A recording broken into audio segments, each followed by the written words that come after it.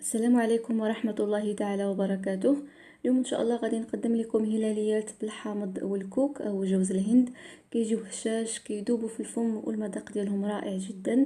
تابعوني باش نشوفوا المقادير وطريقة التحضير.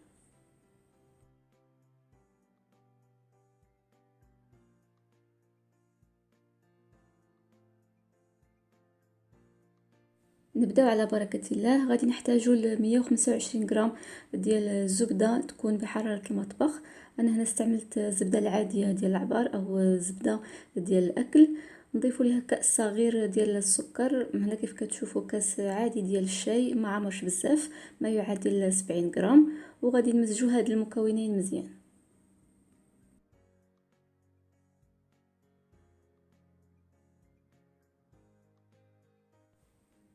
من بعد كنضيفوا كأس صغير ديال الزيت ما يعادل 70 ملل، وحبة واحدة ديال البيض، ونوصلوا الخلط.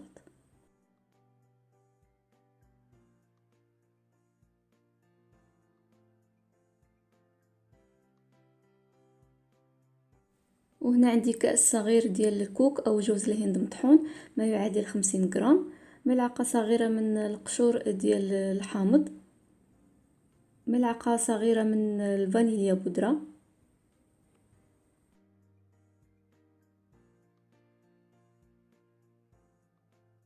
ملعقة كبيرة من عصير ليمون حامض، رشة ديال الملح، ونصف ملعقة صغيرة من خميرة الحلويات.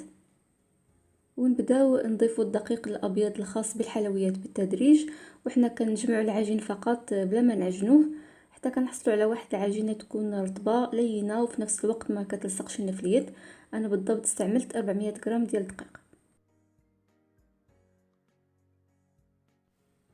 وهنا من بعد ما جمعت العجينه هذا هو القوام ديالها، كيف كتشوفوها رطبه وفي نفس الوقت ما كتلصقش ليا في اليد.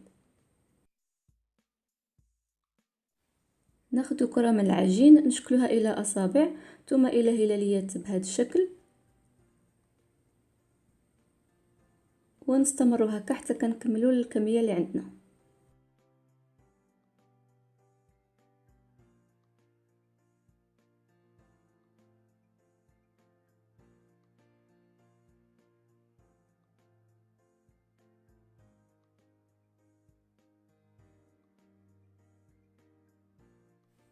نحطوا الحلوى ديالنا فوق من صينيه ديال الفرن تكون مغلفه بالورق ديال الطهي، وندخلها الفرن يكون ساخن على حراره متوسطه مشعول من الفوق ومن التحت حتى كتذهب لينا الحلوى ديالنا وكطيب. ومباشره من بعد ما كنخرجوها كنرشوها بسكر ناعم او سكر كلاصي، وكنخليوها حتى كتبرد تماما عاد باش كنهزوها. ما تحركوهاش نهائيا وهي باقا سخونه لانها كتهرس ويعني وشيشه بزاف، فنخليوها حتى كتبرد جيدا. وكنعتذر لاني ما قدرتش نصور يعني المرحله فاش غبرتها بسكر كلاصي.